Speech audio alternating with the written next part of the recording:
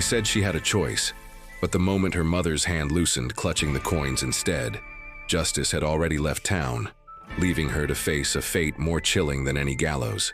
But before we get into this tale, let us know in the comments. Where are you watching from, and subscribe if you want more content like this one. The scent of cheap perfume and stale whiskey clung to the air, a suffocating shroud that settled deep within Ilara's lungs, refusing to dissipate. She had been 13 when her mother, a woman whose face was already etched with the hard lines of desperation and despair, had traded her for a handful of silver dollars.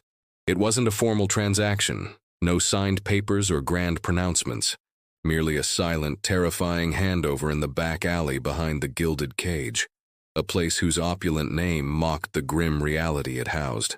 Ilara remembered the coldness of her mother's grip on her arm, not a comforting hold, but a desperate shove towards Madame Evangeline, a woman whose smile was a predator's baring of teeth. The madam, a formidable figure with a coiffed bun and eyes that missed nothing, had merely nodded, a silent acknowledgement of a deal struck in the shadows. The memory was a festering wound, always there, a constant throb beneath the surface of her composure. She had learned early to build walls, not just around her heart, but around her very soul, to survive the relentless assault on her spirit. The brothel was a world of forced intimacy and profound loneliness, where every touch felt like an invasion, every forced smile a betrayal of her own shrinking self. The gas lamps cast long, flickering shadows, dancing across the ornate wallpaper, making the already stifling rooms feel like an elaborate trap. She often wondered if the velvet curtains, heavy and dark, were meant to keep the world out, or simply to trap the desperate sighs and silent tears within. Her world had shrunk to these few rooms. The narrow hallway, the endless parade of faces, each one blurring into the next, distinct only in their varying degrees of cruelty or apathy. There was a peculiar irony in the gilded cage, its name a whispered promise of luxury, yet its reality a stark testament to the loss of freedom. Every morning she would rise, the faint light of dawn seeping through the drawn curtains, a pale imitation of hope. The day would unfold with a predictable rhythm of chores, followed by the agonizing wait for nightfall, when the doors would swing open and the noise would begin. She learned to observe, to listen, to anticipate. These were the lessons the gilded cage taught, lessons of survival in a world that sought to consume her. She saw the other girls, some hardened, some broken, all bearing the invisible scars of their profession. They were like butterflies caught in a jar, their wings tattered, their vibrant colors faded by the relentless grip of their confinement. Ilara, however, held on to a sliver of defiance, a quiet refusal to be fully extinguished. She would often stand by the window, peering through a crack in the heavy drapes, watching the dusty street outside. The world beyond the gilded cage seemed vast and indifferent, a cruel reminder of the freedom she had lost. Carriages rumbled past, their wheels kicking up clouds of ochre dust.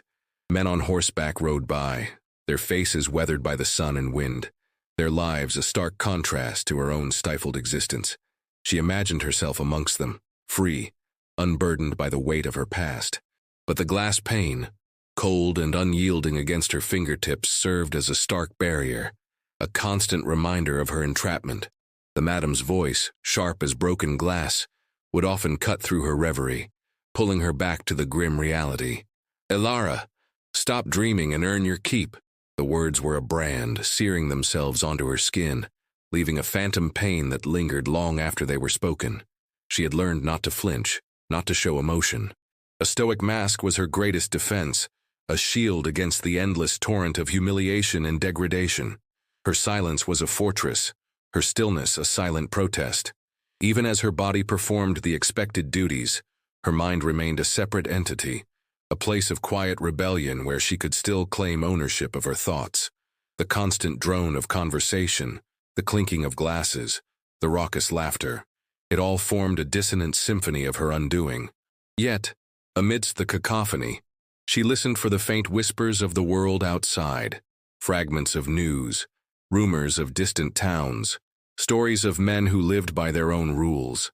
These fleeting glimpses of another existence were like pinpricks of light in the vast darkness of her days, keeping a flicker of something alive within her. something fragile, yet persistent. She often found herself tracing the patterns on the wallpaper, an intricate tapestry of forgotten flowers, each petal withered and brown. It felt like a metaphor for her own life, a once vibrant bloom now trapped and fading. The injustice of it all, the sheer unadulterated wrongness of being sold, like chattel, by the very person who should have protected her, was a bitter pill she swallowed daily. It was a raw, primal wound that never truly healed, merely scabbed over, ready to bleed anew at the slightest provocation. The days bled into weeks, the weeks into months, each one blurring into an indistinguishable cycle of survival. The concept of time itself seemed to warp within the confines of the gilded cage, stretching endlessly in moments of quiet desperation, only to rush by in a blur of forced performance. She yearned for a different kind of ending, a disruption to this unbearable rhythm. But hope, like the flickering flame of a dying candle, was a luxury she rarely indulged. It was too painful, too fragile, too easily extinguished. Better to expect nothing, to feel nothing, than to have the faint glimmer of possibility snatched away. The weight of her circumstances pressed down on her, an invisible burden that she carried with every step, every breath. And yet, beneath it all, a sliver of defiance remained, a stubborn refusal to be entirely consumed by the darkness. It was a silent rebellion, fought in the quiet corners of her mind, a solitary battle for the preservation of her innermost self. The routines of the gilded cage were a suffocating embrace, an endless loop of forced smiles and whispered negotiations. Each morning, Ilara would rise with the first blush of dawn, the pale light filtering through the grimy window panes, a stark reminder of the world she was forbidden to truly inhabit. The brothel was a microcosm of society's failings, a place where vulnerability was currency and decency, a forgotten language. The air, thick with the lingering scent of stale cigars and cheap perfume, seemed to cling to her skin, an invisible film of degradation. She had learned to move with a practiced grace, her movements fluid yet devoid of genuine warmth. Her eyes, once bright and curious, now held a deep, quiet resignation, a reflection of the endless cycle of her days. She performed her duties with a mechanical precision, her body a vessel for others' desires, her mind a fortress where her true self remained hidden. The whispers of the other girls, their laughter, brittle as dried leaves, often reached her ears but rarely penetrated the thick walls she had built. They were all prisoners, bound by unseen chains, each coping in their own way. Some clung to false hope, dreaming of a benefactor who would whisk them away. Others descended into a numbing haze of liquor and opium, their spirits eroding piece by painful piece. Ilara chose a different path, silent observation. She watched the women, their faces masked by layers of paint and forced cheer, their eyes betraying the profound weariness that gnawed at their souls. She saw the men who frequented the establishment, their expressions a canvas of fleeting desires and hollow promises. In them she saw the mirror of society's hypocrisy, the casual cruelty of those who wielded power over the powerless. The Madame Evangeline, was a master puppeteer, her strings invisible but ever present. Her voice, a low purr laced with steel, could command obedience with a mere inflection. She moved through the brothel like a phantom, her presence a constant reminder of their captivity. Ilara harbored no illusions about Evangeline. She was a woman carved from the same hard rock as the men who frequented her establishment, driven by profit and an unfeeling pragmatism. There was no kindness in her, only calculation. The thought of escape was a constant, gnawing desire, a flickering ember that refused to be extinguished. But where would she go? The outside world, though free, was also vast and unforgiving, offering no sanctuary to a girl like her. The stories she heard, snippets of conversations among the patrons, painted a bleak picture of a landscape fraught with danger. Bandits, unforgiving wilderness, and towns where a lone woman with no protection was as vulnerable as a deer caught in a hunter's snare. So she survived, day by day, breath by breath, each sunrise a victory against the encroaching darkness. Her resilience was not born of optimism, but of a stubborn refusal to break. She found small comforts, the coolness of a clean sheet against her skin after a long day, the fleeting beauty of a sunset seen through the grimy window. the simple act of breathing in the crisp night air when she managed a moment alone on the back porch. These were minuscule anchors in a storm-tossed sea, enough to keep her from drifting entirely into the abyss. The true essence of her survival lay not in her physical endurance, but in the fierce protection of her inner self.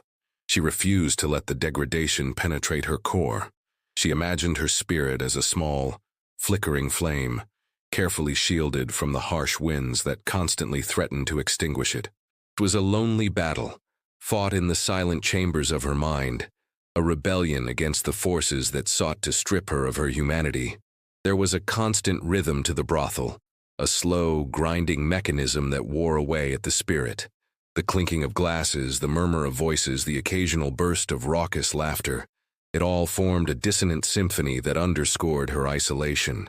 She longed for stillness, for quiet, for a moment when the world would cease its relentless clamor and allow her to simply exist, unobserved and untouched.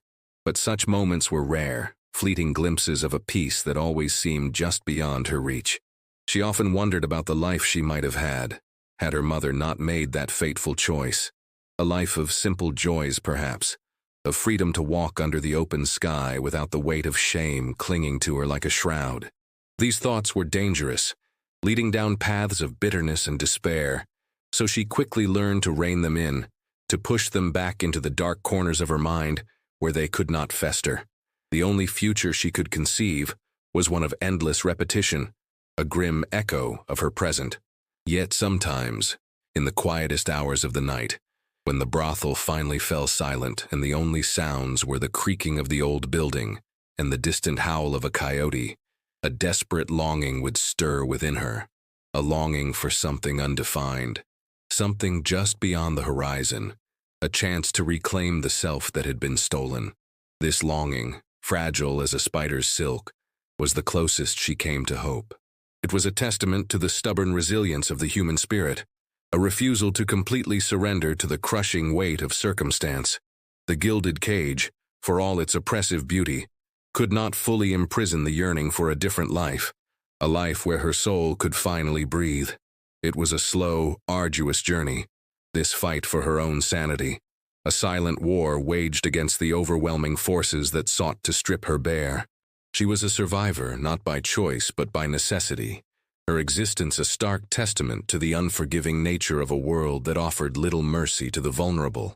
The whispers began subtly at first, like dust motes dancing in the dim light, almost imperceptible. Then they grew louder, carried on the winds that swept through the dusty streets of Redemption Gap, finding their way into the shadowed corners of the gilded cage. Tales of Silas Blackwood and his notorious band. Outlaws. Their name was spoken with a mixture of fear and grudging awe, a dark legend spreading across the Badlands. They rode hard, struck fast, and left behind only rumors and empty coffers.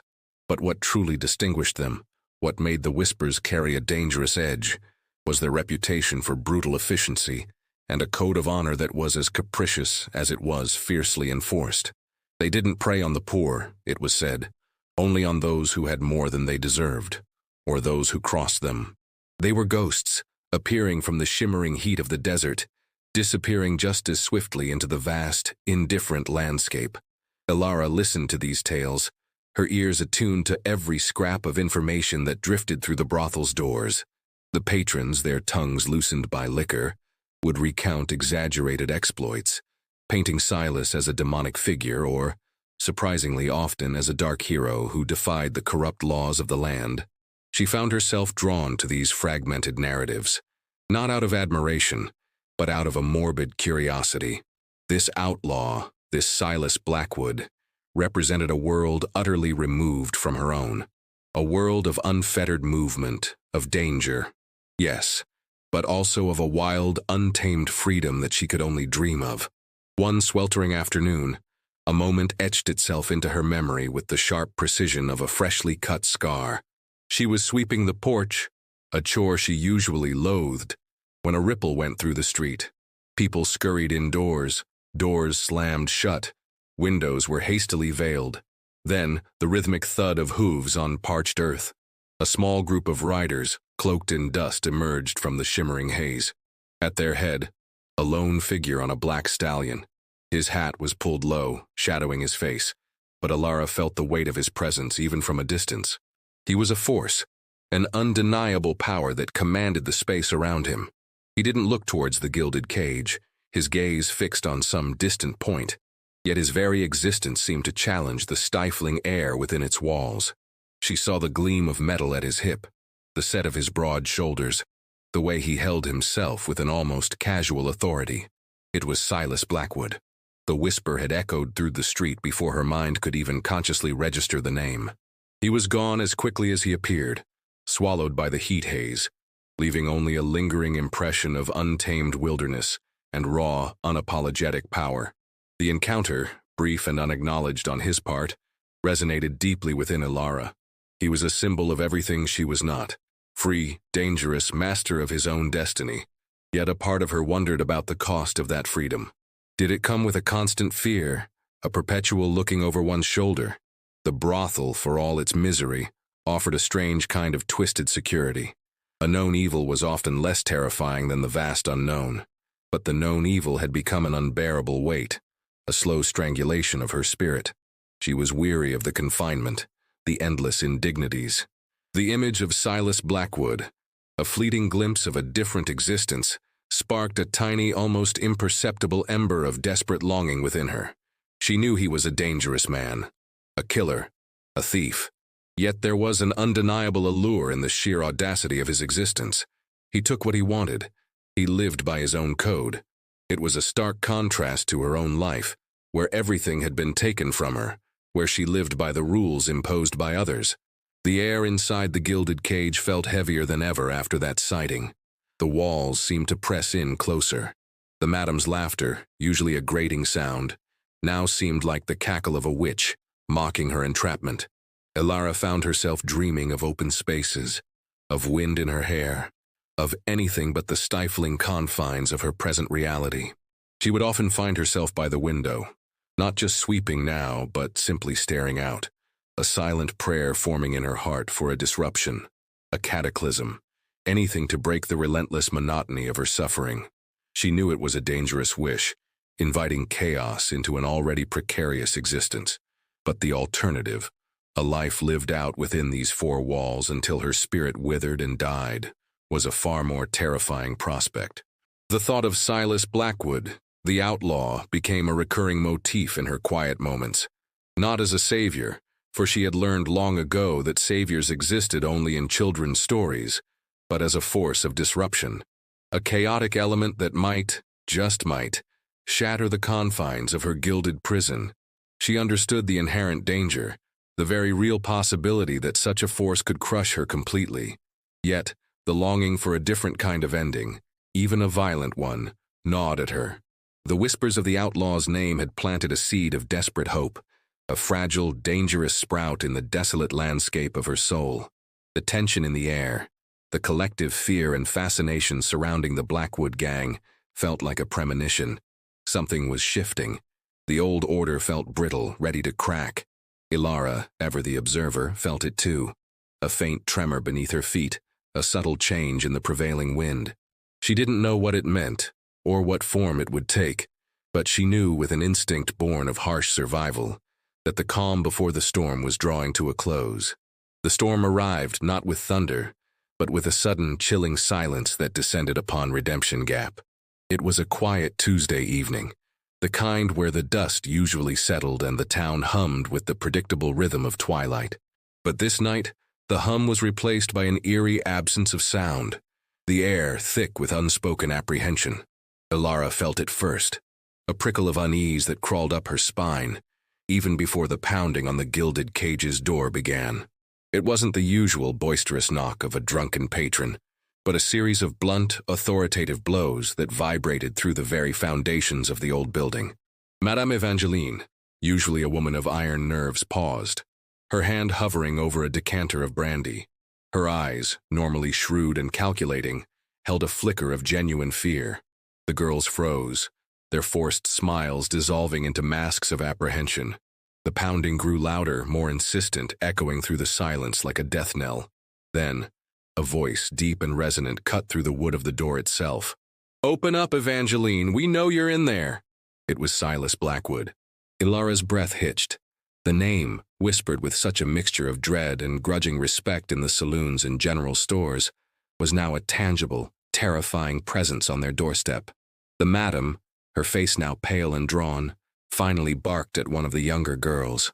"Open it, don't be foolish," as the heavy door creaked open, revealing the silhouetted figures of men outlined against the faint glow of the street lamps.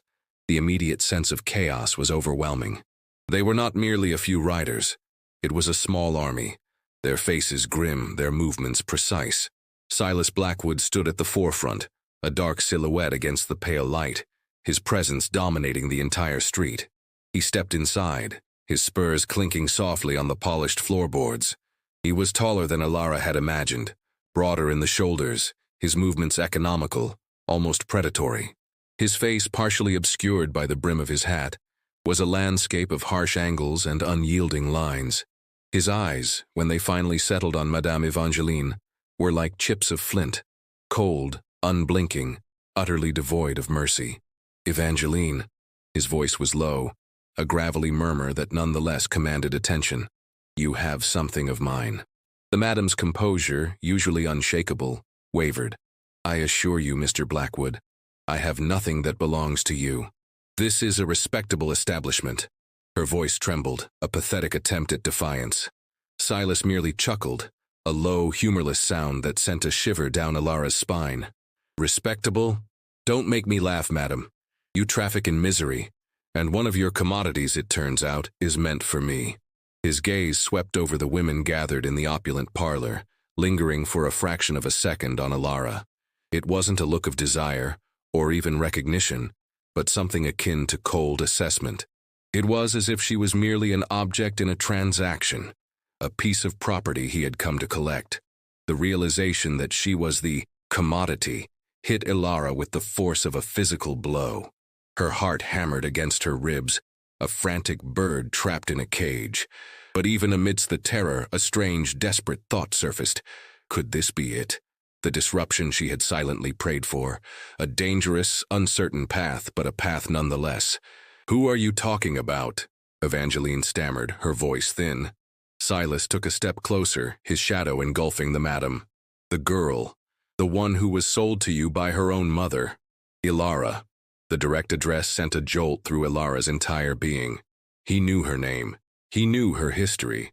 It was a level of personal knowledge that felt utterly invasive, yet strangely powerful. He wasn't simply looking for a random girl. He was looking for her. The madam's eyes darted to Ilara, a mixture of fear and fury warring within them. "She is my property. Bought and paid for," she shrieked, clutching at her expensive gown. Silas moved with deceptive speed. His hand shot out, not striking the madam, but grabbing a heavy ledger from a nearby table. With a swift, powerful motion, he ripped out a page, then tossed a small, heavy pouch onto the table. The clinking of coins was shockingly loud in the sudden silence. "Consider her account settled. More than settled, in fact. Now gather your things, girl. You're coming with me." His words were not an invitation, but a command, uttered with the chilling finality of a death sentence. Ilara stood frozen, her mind a maelstrom of conflicting emotions. Fear, certainly, but also a strange, dizzying rush of anticipation. The madam's face was contorted in a silent scream of rage, her power abruptly stripped away. The other girls watched with wide, fearful eyes, their faces mirroring Ilara's own shock. This was not a rescue, not in the traditional sense. This was a claiming, an undeniable act of possession by a man who took what he wanted, regardless of law or convention.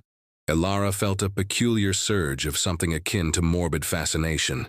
This feared outlaw, this man of violence and shadow, was taking her, not as a captive to harm her, but seemingly to claim her. The air crackled with unspoken questions, with the raw, untamed power that Silas Blackwood exuded. He stood there, legs slightly apart, hands resting on his gun belt, his gaze unwavering as he waited. The silence stretched, thick and heavy, punctuated only by the shallow gasps of the women in the room. The decision, though it felt like no decision at all, was hers to make in that singular, agonizing moment. Stay in the gilded cage, or step into the wild, uncertain abyss with an outlaw. She moved then, Not because she was told to, but because the alternative was unbearable. Her feet, as if guided by an unseen force, carried her forward, past the trembling madam, towards the man who had just ripped her from one cage, only to potentially place her in another. She looked at Silas Blackwood, and for the first time, a flicker of something other than resignation ignited within her. It was a dangerous hope, a desperate gamble, but a gamble nonetheless. The journey away from Redemption Gap was a jarring ascent into a world of raw, untamed wilderness. Ilara rode not in a carriage, but on the back of a sturdy mare, tethered by a rope to one of Silas Blackwood's men, a silent, gruff cowboy whose gaze rarely met hers. The sun beat down relentlessly, baking the earth and turning the air into a shimmering haze. The landscape was vast and unforgiving, endless stretches of sagebrush, sparse, stunted trees, and distant, hazy mountains that seemed to mock the insignificance of human existence. The suddenness of her departure, the brutal efficiency of Silas's actions, had left her reeling. One moment she was trapped within the velvet confines of the gilded cage, living a life of quiet desperation. The next, she was swallowed by the immensity of the open plains, her future as uncertain as the dust that swirled around them. There was no gentleness in this new form of existence, no soft words or comforting gestures. The men of Silas's band were a hard-bitten lot, their faces etched with the lines of sun and hardship, their eyes wary and distrustful. They spoke in clipped sentences, their movements economical, their focus always on the horizon. Ilara was not an equal, nor a guest. She was a burden, a woman who had been claimed by their leader for reasons unknown, and her presence was met with a mixture of veiled curiosity and quiet resentment. Silas Blackwood himself was a figure of quiet intensity. He rode at the head of their small procession, his back straight, his gaze fixed forward. He rarely spoke to her, his interactions limited to terse commands or observations about their journey. There was no romance in his demeanor, no hint of tenderness. He was a man of action, of stark practicality, and Ilara was simply a part of his new acquisition, a problem to be managed. She observed him, as was her habit, trying to decipher the enigma that was Silas Blackwood. His silence was profound, weighted with unspoken thoughts. His authority was absolute, his men obeying his slightest gesture without question. He was dangerous, she knew that with chilling certainty, but there was also an undeniable competence about him, a predatory grace that spoke of years spent navigating a world of constant threat. Her initial fear of him, sharp and immediate, slowly began to morph into a wary respect. He was not kind, but he was direct. He had ripped her from a hellish existence, even if his motives remained shrouded in mystery. Was this salvation or merely a different form of captivity? The question gnawed at her, a bitter truth hidden beneath the thin veneer of her new freedom. The transition was brutal. Nights were spent under the vast star-strewn sky, the ground hard beneath her thin blanket. The food was meager, often tough and flavorless. There was no privacy, no respite from the constant presence of the men.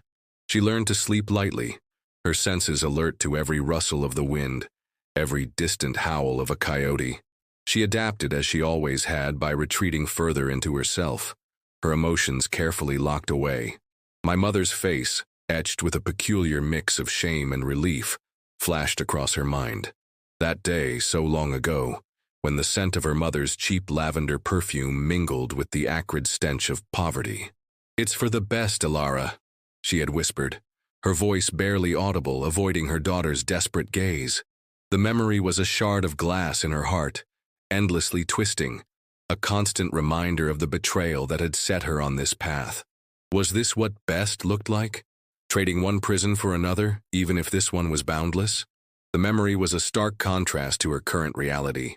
Her mother's betrayal had been a slow, insidious poison. Silas's claiming of her was a sudden, violent wrench, but in the violence there was a strange, undeniable honesty. He didn't pretend to be her savior, he simply took. The days bled into one another, marked only by the shifting light of the sun and the weariness in her bones. They traveled tirelessly, moving from one desolate hideout to another, avoiding towns and settlements.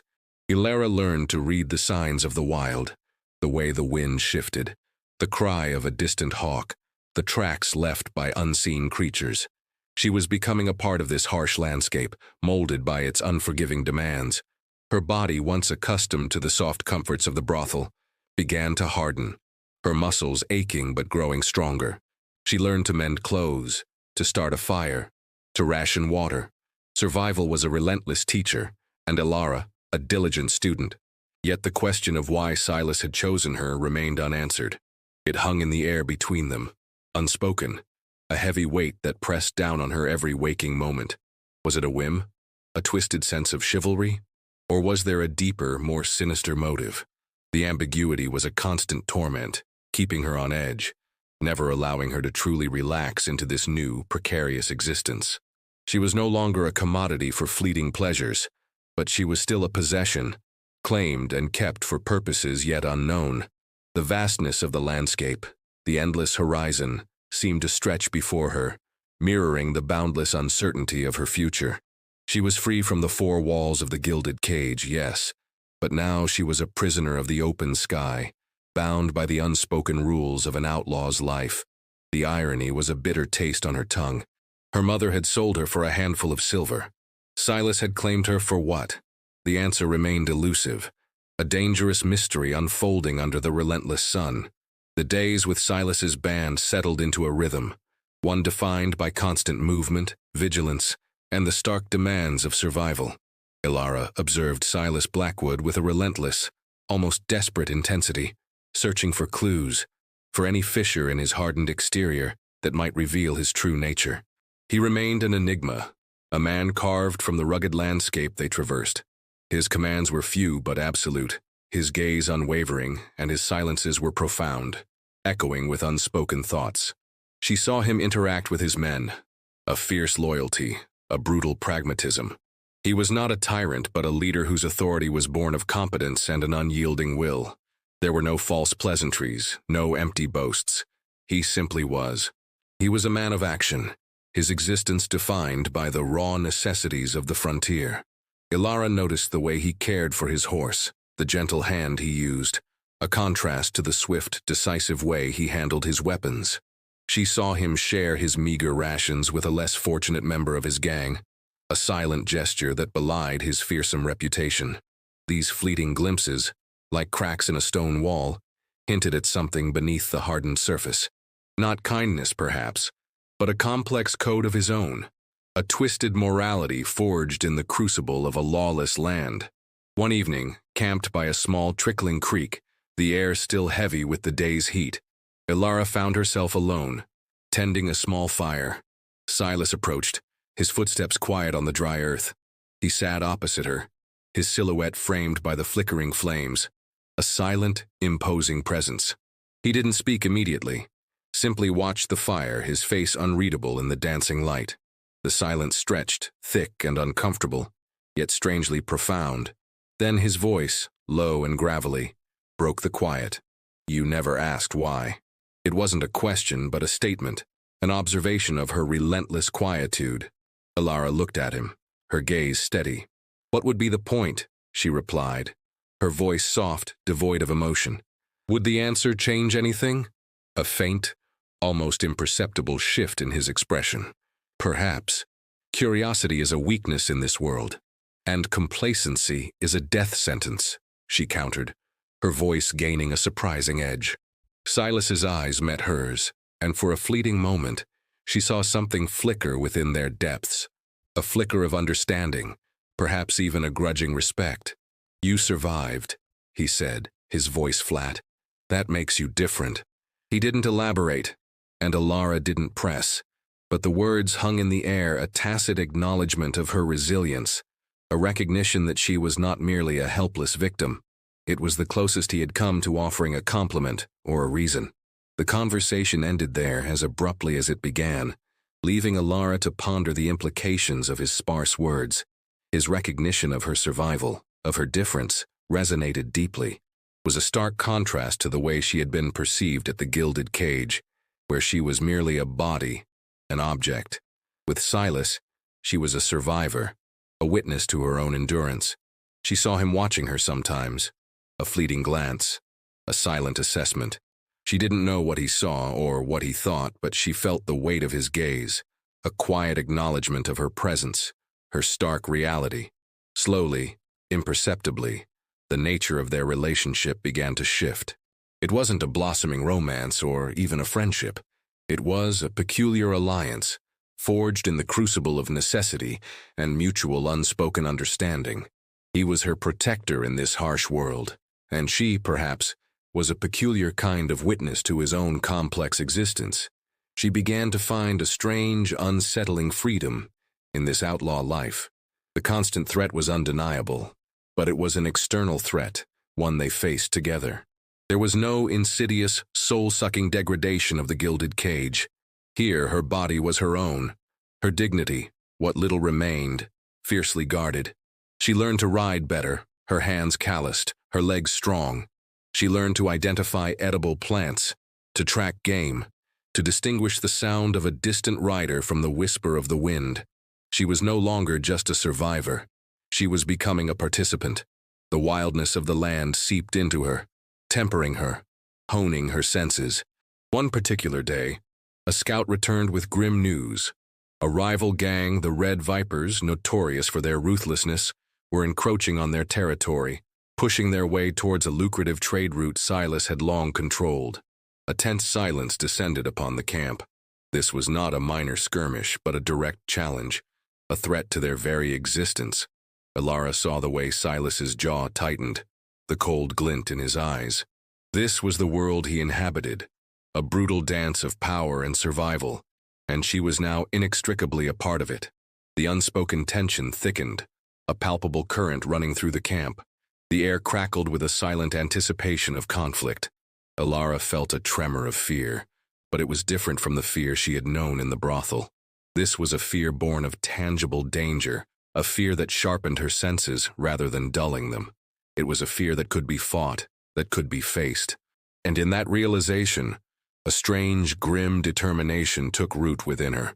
The crucible of the outlaw life was shaping her, burning away the last vestiges of her former self, leaving behind something harder, stronger, more capable of facing the approaching storm. The silence that followed the scout's report was pregnant with unspoken dangers, the air heavy with the weight of imminent conflict. This was the true nature of Silas Blackwood's world, a relentless battle for dominion, and Ilara, once a caged bird, now found herself flying, however precariously, amidst the falcons and vultures. The deeper Ilara delved into the outlaw life, the more the layers of Silas Blackwood's enigmatic character began to peel away, revealing not a simple villain, but a man forged by a crucible of his own. He was a force of nature, yes, but not without a peculiar internal compass.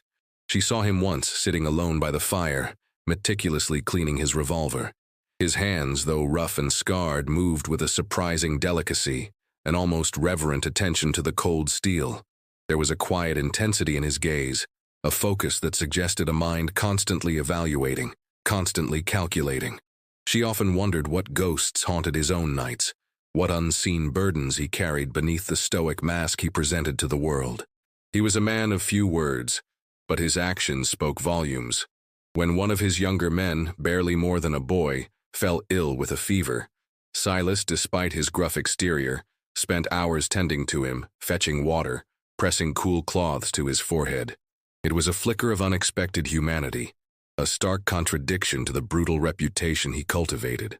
Ilara watched, a silent witness to these subtle revelations, realizing that justice in this harsh land was not always a matter of law, but often a question of personal code.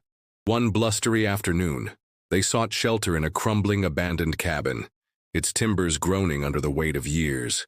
Silas had been injured during a minor skirmish with a rival patrol, a superficial cut on his arm, but it needed cleaning. Ilara, having learned rudimentary healing from the brothel's older girls, offered to help. He nodded, his gaze direct, devoid of the usual dismissiveness.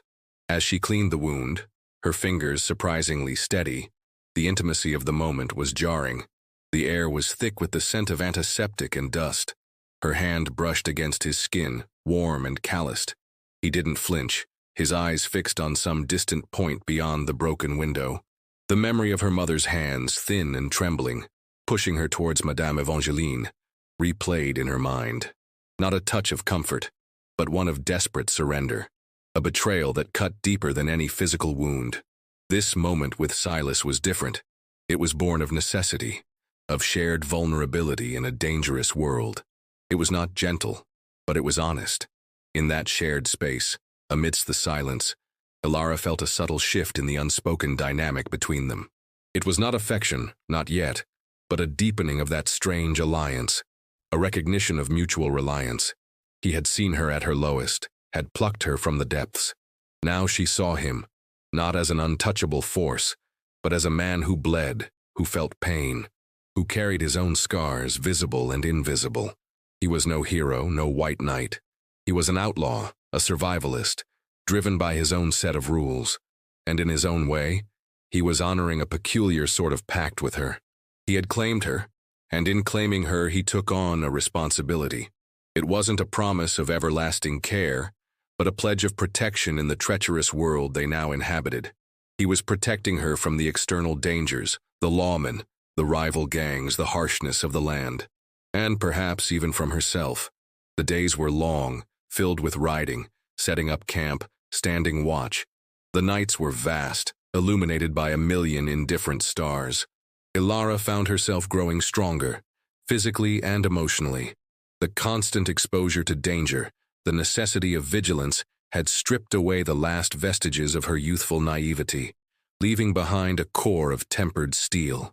She learned to shoot, to handle a rifle with surprising competence, under the grudging tutelage of one of Silas's men. She learned to read tracks, to listen to the language of the wind, to discern threats hidden in plain sight. She was no longer just surviving. She was learning to thrive in the unforgiving landscape. The threat of the Red Vipers, the rival gang, loomed larger with each passing day. Scouts reported their movements, their increasing brazenness, their clear intent to challenge Silas's dominion over the territory. The air grew thick with anticipation, a palpable tension that sharpened every nerve ending. Silas spent long hours poring over crude maps, his face grim, his movements terse.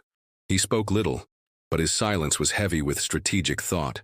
The other men were restless, their hands never far from their holsters. The confrontation was inevitable, a storm gathering on the horizon, promising to unleash its fury. Ilara found herself no longer fearing it with the same paralysis as before. There was fear, certainly, but it was mingled with a strange sense of readiness, a grim acceptance of the coming battle. She had witnessed the brute force of her own past, the insidious cruelty of betrayal. This external threat, while terrifying, felt almost simpler, more direct. It was a visible enemy, one that could be fought. She was no longer a bystander to her own fate. She was a part of this unfolding drama, a small but growing force within it. The crucible was heating, the metal of her spirit being forged in its intense flame. She recognized the shifting dynamics not just in her relationship with Silas, but within herself. The girl who had been sold was fading, replaced by a woman who, though flawed and deeply scarred, possessed a resilience born of fire, a quiet strength that would soon be tested in the coming storm. The silence between them, once a barrier, had become a complex language of shared experience, and in it, Ilara felt a peculiar connection, a bond forged not by love, but by the stark, undeniable realities of their intertwined lives. The memories came unbidden, like dust motes caught in a sudden shaft of sunlight, swirling and coalescing into vivid, painful images. Ilara was sitting by the dying embers of a fire, the vast, indifferent night sky above them, when a phrase one of the men uttered, "worthless chattel," struck her like a physical blow. It was a common enough saying in this land, used to describe discarded objects or animals, but it resonated with the deepest wound of her past. She was 7 years old. Her mother's voice, usually a sharp, cutting thing, surprisingly gentle as she brushed Ilara's tangled hair. "You're a pretty thing, Ilara. Prettier than me." There was a strange glint in her mother's eyes then, a flicker of something calculating that Ilara, in her innocence, couldn't decipher. Her mother, a woman named Clara, had always been restless, her spirit chafing under the poverty that clung to them like a second skin. Clara had dreams, not of wealth, but of escaping the grinding despair of their small, forgotten town. She worked her fingers raw, cleaning, sewing, anything to earn a few meager coins. But it was never enough. Ilara remembered the hunger pangs, the constant dull ache in her stomach, the threadbare clothes, the biting cold of winter that seeped into their dilapidated shack. She remembered her mother's increasing desperation, the frantic look in her eyes as debts mounted, as the landlord threatened eviction. The day it happened, it was a blur of hurried words, of a thick-set man in a rumpled suit, of Madame Evangeline's cold, assessing gaze. Her mother's hand, usually so quick to slap, had been unusually gentle as she led Ilara down the dusty road, away from their shack, towards the burgeoning lights of Redemption Gap. "This is for us, Ilara," her mother had whispered, her voice cracking, her eyes wet with unshed tears. A new start for both of us. But it wasn't a new start for Ilara. It was an ending. The man in the suit had spoken of a debt, of a fair exchange, and her mother, her face pale and drawn, had simply nodded, pushing Ilara forward into the gilded cage, into a life of unspeakable degradation. The silver coins had clinked in her mother's purse, a sound that would forever be etched in Ilara's memory as the anthem of her betrayal. Clara had vanished shortly after, disappearing into the vast, indifferent wilderness, perhaps seeking the new start she had spoken of, leaving Ilara behind to bear the weight of her choice. The memory was a stark reminder of the depth of her mother's betrayal, a festering wound that had never truly healed. It was a betrayal born not of malice, perhaps, but of a profound, desperate weakness, the kind of weakness that could shatter a child's world and leave an indelible mark on her soul. This realization, that her mother was a victim of her own circumstances as much as she was a perpetrator, brought a strange, bitter clarity. It didn't excuse the act, but it layered the pain with a complex understanding of desperation. She was jolted back to the present by Silas's voice, a low rumble that cut through the silence of the night. "You're restless." He had been watching her, his eyes reflecting the firelight. Ilara didn't lie. "Memories. They haunt us all," he replied, his voice devoid of judgment. He didn't pry, didn't offer false comfort. He simply acknowledged the truth of her pain, a simple act of empathy that resonated more deeply than any flowery speech could have. It was a tacit admission that he too carried his own ghosts, his own burdens. In that shared silence, Ilara felt a profound sense of connection with him, a bond forged not by love, but by the stark, undeniable realities of their intertwined lives, by the common ground of past wounds. The unspoken understanding between them deepened. It was a silent conversation between two souls scarred by life's cruel hand, finding solace in shared vulnerability. The danger of the Red Vipers, meanwhile, was no longer a distant threat, but an imminent reality. Their scouts had reported the rival gang was now only a day's ride away, moving with a predatory slowness that spoke of their confidence. The tension in Silas's camp was palpable, a live current crackling in the air. Weapons were checked and rechecked, horses groomed, supplies rationed. Silas spent hours with his lieutenants, mapping out defensive positions, discussing strategy. He was precise, ruthless, leaving nothing to chance. Ilara, no longer a passive observer, listened intently to their discussions, absorbing every detail. She knew this was her fight now, too. Her survival was bound to theirs. She watched Silas, his face grim, his eyes sharp with strategic thought. He carried the weight of his men's lives on his shoulders, a heavy burden that he bore with a quiet strength. This was the man who had claimed her, who had unintentionally given her a chance at a different kind of life. And now, that life hung precariously in the balance. The flashbacks, though painful, had served to sharpen her resolve. She would not be worthless chattel again. She would not be betrayed. She would fight. This fight, against a visible, tangible enemy, was a stark contrast to the invisible battle she had waged within the confines of the gilded cage. This was a battle for survival, for agency, for the fragile hope of a future.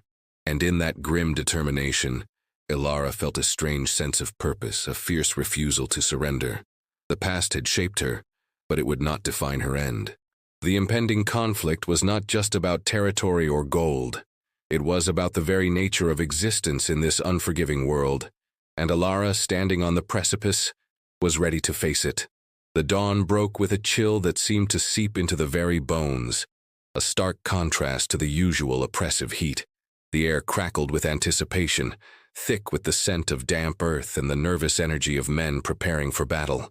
The scout had confirmed their worst fears. The red vipers were indeed closing in, their movements swift and decisive, a predator scenting blood.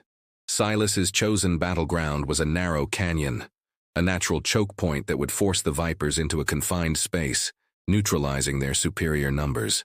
It was a risky strategy, relying on precision and unwavering resolve.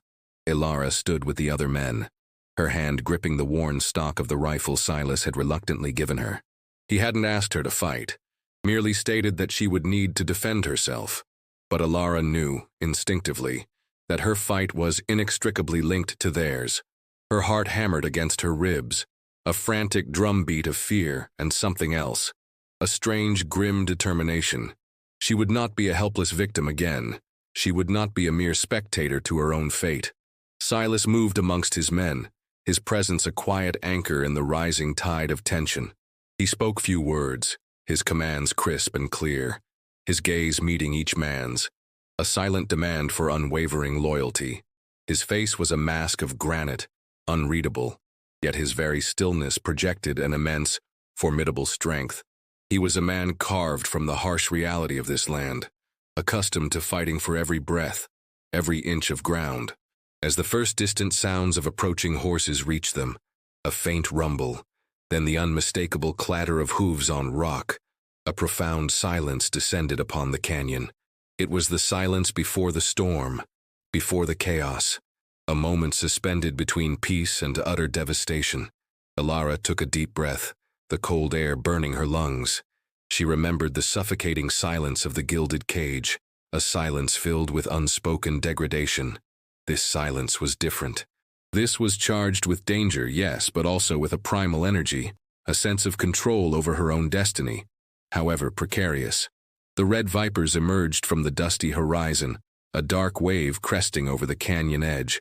They were a terrifying sight, a larger force than Silas's, their faces grim, their movements brutal. Their leader, a hulking man named Thorn, rode at the front, his sneering face illuminated by the rising sun, his hand resting casually on the hilt of a wicked-looking blade. A collective gasp quickly suppressed went through Silas's men. The sheer scale of the threat was undeniable, but Silas remained unmoving, a statue carved from rock, his eyes fixed on the approaching storm. He waited, his timing precise, a silent hunter allowing his prey to draw closer. "Now!" His voice, when it finally shattered the silence, was a roar that echoed through the canyon, ripping through the stillness like a jagged knife. And then, chaos. The canyon erupted in a cacophony of gunfire, shouts, and the thud of horses' hooves. Silas's men, hidden among the rocks, unleashed a volley of fire, catching the red vipers by surprise. The element of ambush, crucial to their strategy, paid off. Horses screamed, men cried out, and the orderly charge of the vipers dissolved into a desperate scramble. Alara fired her rifle, the kickback jarring her shoulder. She aimed for the center mass, as she had been taught. Her vision narrowed to the task at hand. Fear was still there, a cold knot in her stomach, but it was overshadowed by a burning intensity, a primal drive to survive.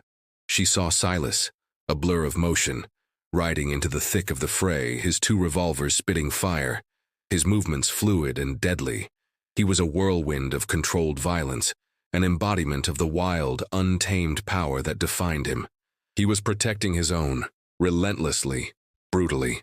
The battle became a blur of smoke and sound, bodies falling, the air thick with the smell of gunpowder and blood. Alara reloaded, her fingers surprisingly nimble, and fired again. She saw a red viper closing in on one of Silas's younger men, his face contorted in a snarl. Without hesitation, Alara raised her rifle, aimed, and fired.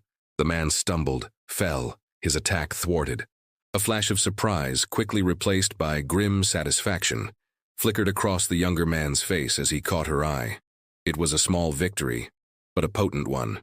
It was a testament to her transformation, to the strength she had found within herself. The tide of the battle ebbed and flowed, but slowly, inexorably, Silas's precision and his men's unwavering loyalty began to tell. The Red Vipers, caught off guard, their formations broken, began to falter. Thorn, their leader, roaring with fury, spurred his horse towards Silas, seeking a direct confrontation. Their duel was a whirlwind of motion, blades clashing, guns barking, the air thick with the dust kicked up by their furious dance. It was a battle of wills, of two forces of nature colliding in a brutal, desperate struggle for supremacy. Ilara watched, her breath hitched in her throat, the fate of her precarious new life hanging in the balance. This was it, the reckoning, the climax of her journey, not just for survival, but for the very essence of her reclaimed self. The battle raged, a brutal dance of life and death, culminating in the clash between Silas Blackwood and Thorn, the leader of the Red Vipers. Their forms blurred, a maelstrom of furious motion, the flash of steel catching the harsh light of the morning. Thorn, a man fueled by arrogance and a cruel hunger for power, lunged with a massive Bowie knife, his face contorted in a sneer of anticipation. Silas, however, moved with a fluid grace born of countless brushes with death, his movements economical, precise. He sidestepped Thorn's wild lunge, his own knife, a gleaming sliver of silver, a blur in his hand.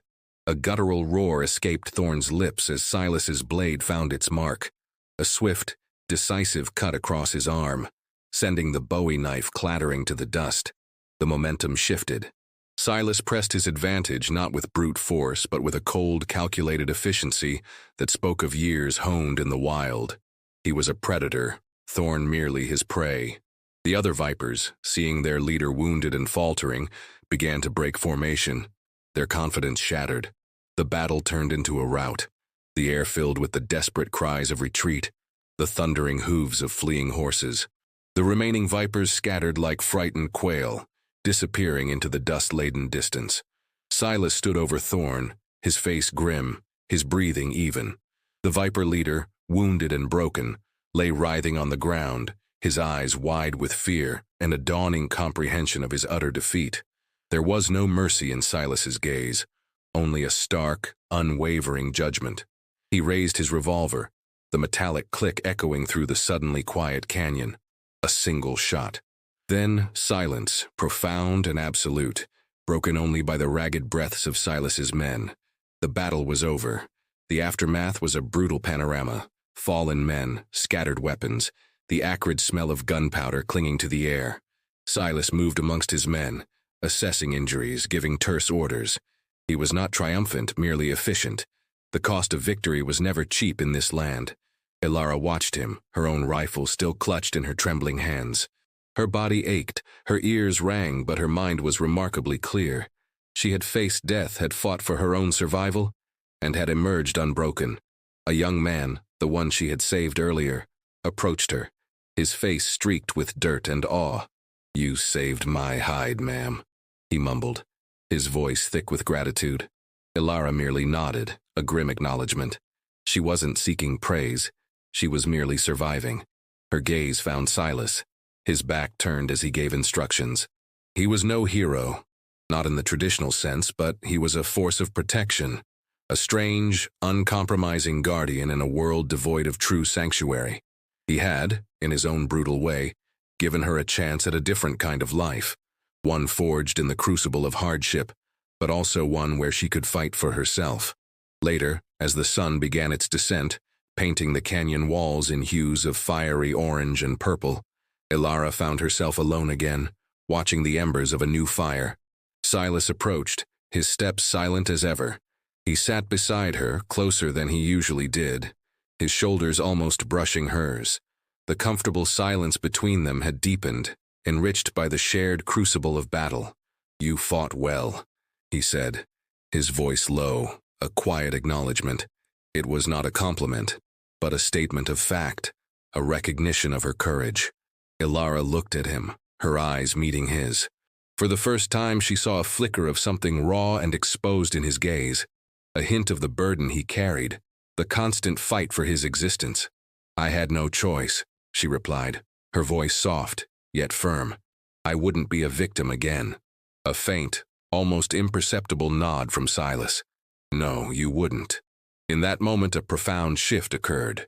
The label of claimed wife began to shed its ominous connotations of possession. It transformed into something else entirely, a partnership forged in fire, a mutual reliance born of shared adversity. It wasn't love, not yet, but it was a bond far deeper than fleeting affection, a silent understanding between two souls who had stared into the abyss and refused to break. The victory over the Red Vipers meant a temporary respite, a brief lull before the next storm. But for Alara, it meant something more profound. It meant she had agency, a voice, a will that could not be suppressed. Her past, once a suffocating shroud, now felt like a battle scar, a testament to her endurance. The emotional climax had unfolded not just in the roar of battle, but in the quiet aftermath, in the subtle acknowledgement of her strength, in the shared space of a silent evening, where two hardened souls found a peculiar kind of kinship in the harsh landscape of their lives. The quiet that settled over the canyon after the battle was unlike any Alara had known. It was not the stifling silence of the gilded cage, nor the expectant hush before a storm.